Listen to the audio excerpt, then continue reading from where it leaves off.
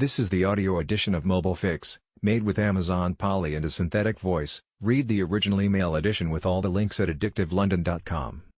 Good morning, I'm Simon Andrews. It's First Thing Friday, Feb 28, a sixth of the year gone already. Wow. This my newsletter with news and my views on mobile, digital, social and more. Lots of interesting subscribers in the last few days, so your sharing is working well. Can we keep that up? And let's continue the conversation on Twitter. I'm at Simon Big Picture. Mobile Fix, February 28th. TLDR, if you read/watch just one thing, this interview of Martin Sorrell by a Fix friend at Google is the one. His articulation of the challenges and opportunities of modem marketing is excellent. His focus on personalization at scale really resonates too. Every big CPG firm is focused on this as our GAFA. And our friends at Spirable make it happen, and will share more at their summit in a few weeks. If you are a brand and want to learn more, hit reply and I will see if we can get you a ticket. And Google have more on data-driving personalization, including this hypnotic GIF. Note: the headlines this week went to the surprising news that Disney CEO Bob Iger has stepped down, replaced by the guy who runs the theme parks. It feels like there is more to come on this, but Iger will continue to run creative as chairman until the end of next year, with a new CEO reporting to him. Iger must be seen as one of the best businessmen of all time. The deals to buy Pixar, Marvel, Lucasfilms and Fox transformed the company. But the guy who orchestrated these deals, and now runs Disney Plus, was expected to get the top job, eventually. Disney Plus arrives in Europe next month and a launch discount is offered. Quite what content will appear where is getting sorted, with news that The Simpsons will stay on Sky, for now. One overlooked aspect of the streaming wars is distribution on smart TVs. Lots of content will be watched on laptops, tablets and smart devices, but being on the big screen is still really important, and the incumbents like Netflix, Amazon and Sky have advantages here. I am sure Disney are spending heavily with people like Samsung ads to drive sign-ups and app installs. Comscore made a smart move this week with the acquisition of Zomohu of distribution by being pre-installed on the home screens of LG and other smart TVs. It's a bit like small airlines being acquired for the landing slots they have at Heathrow. Maybe Rakuten TV are the next M&A targets? I have to admit I have no idea how I would add Disney Plus on my Samsung, at least until they add it to their app store. Distribution and customer acquisition is just one axis in this war, the other is all about ad revenue, and GAFA is getting involved. Google has a new deal with French TV service Page to build a service targeting ads on their set-top box using the data they hold on customers. Clearly such a system could work for other TV services, especially those that are owned by telecoms companies. This approach will inevitably draw upon Google knowledge of the digital ad world, and other ad tech firms are moving to Nooth. Beeswax and LiverAmp are working on taking their ID product into TV with Beachfront. No surprise that it's getting very competitive. Roku is upsetting some of the media companies it distributes over its large set-top box space. The dispute is about ads, and the article describes Roku as the Facebook of TV, which is ironic as some think acquisition of Roku could be the way Facebook enters the TV market. Remember, they have no way of getting on the big screen, no Chromecast, no Fire Stick and no Apple TV set-top box. Sleeves rolled up. In a conversation last week with a major CPG firm, we discussed the problems we might help them solve. It was interesting as the two examples were quite different, one very macro about doubling sales of a DTC startup and the other very micro about having basket abandonment. One solution is a high-level strategy with a focus on product, distribution and partnerships. The second is much more sleeve rolled up, working through the analytics and testing improvements to the customer experience. But both deliver the same value. I see the ability to think through both macro and micro issues as key. And being able to bring in the right talent is vital too. There is so much happening in the micro area. Google will apply mobile-first indexing to all sites within the next 12 months. We keep seeing poor responsive sites that disappoint on every device. The smart thing to do for most people is develop a great mobile experience, and then optimize that for PCs and tablets. Advice is widely available. See these 6 ways to reduce cart abandonment. Although it misses my favorite, take out the voucher code box. It triggers people to go hunting for a code and many don't come back. And this is smart thinking on building a Facebook strategy for mobile traffic. Rolling your sleeves up and thinking about micro issues is always worthwhile. AdTech Perfect Storm. When the FT leads with a story on how the cookie apocalypse forces profound changes in online advertising, you know the issue is mainstream. Their quote about Google from a Wall Street firm reflects the concerns of some. While Google depends on online advertising for the vast majority of its revenue, it seems naive to say Google's initiatives are designed to ensure a healthy online ad ecosystem for all parties. Google increasingly holds the cards and, barring antitrust regulation, Google can refashion the industry to help serve its needs. So our event seems well-timed. It's on April 22nd at the IAB space on Covent Garden, and we have a great selection of speakers confirmed and some more conversations going on. Details and a provisional agenda here. If you would like to be involved, let me know, and we are open to commercial partnerships with the right people too. Just hit reply. The complexity of this space keeps being emphasized. Mozilla are changing the way they handle DNS, at least partly to counter moves by the big US telecoms firms to monitor what websites people visit.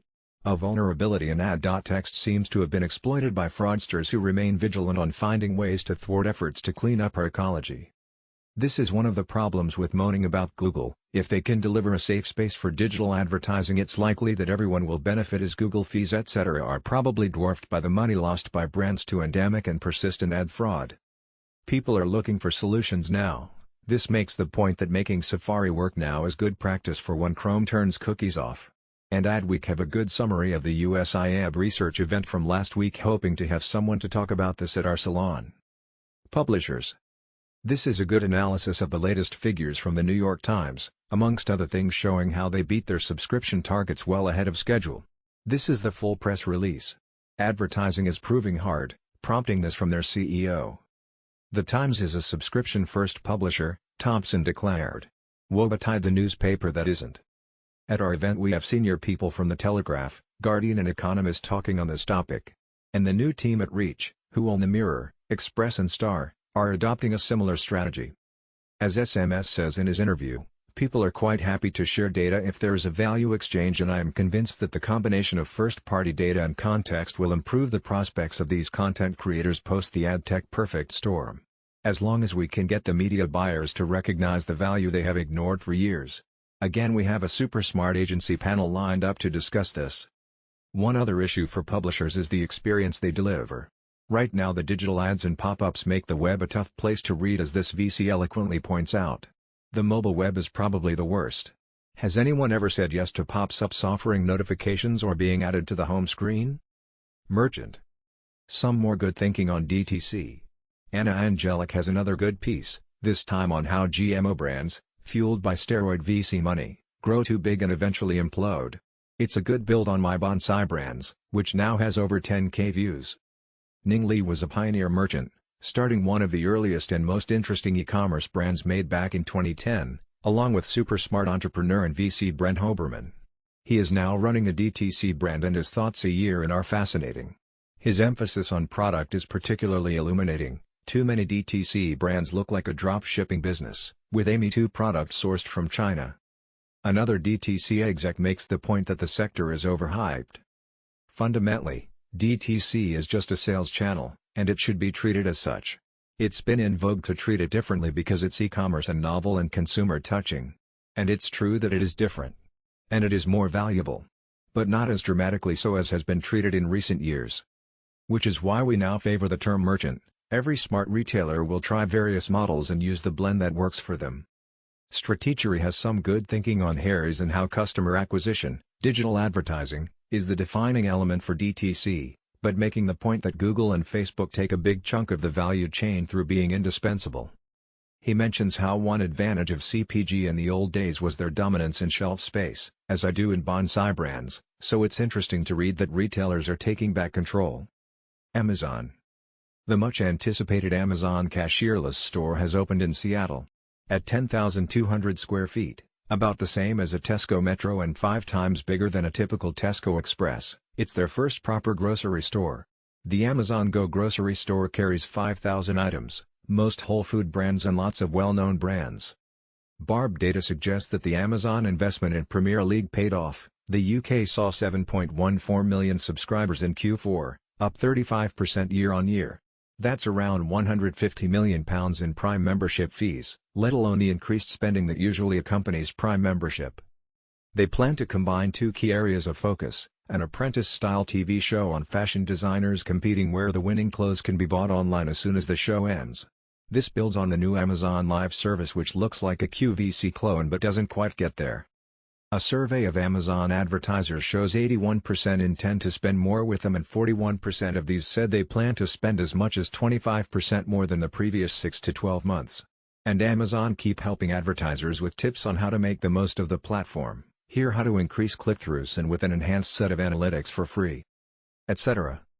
With the Amazon show looking to emulate the success of QVC, this look at live stream shopping from our friends at Media Kitchen is a good read. And the new e-commerce platform Elliott is to launch a DTC live service, which seems to be more geared to providing a platform for influencers to sell. Facebook insistence on allowing political ads looks to be misfiring as the Bloomberg strategy of paying influencers to spread memes is taking off and Facebook doesn't seem able to control it, or even monitor it. Suckers list, how Allstate's secret auto insurance algorithm squeezes big spenders. Why you should get paid for your data. Gopher, same-day couriers, reinvented. In search of an e-commerce content strategy, hard truths and 10 brands to help you find hope. Fashion shopping behaviors, understanding the perpetual fashion shopper.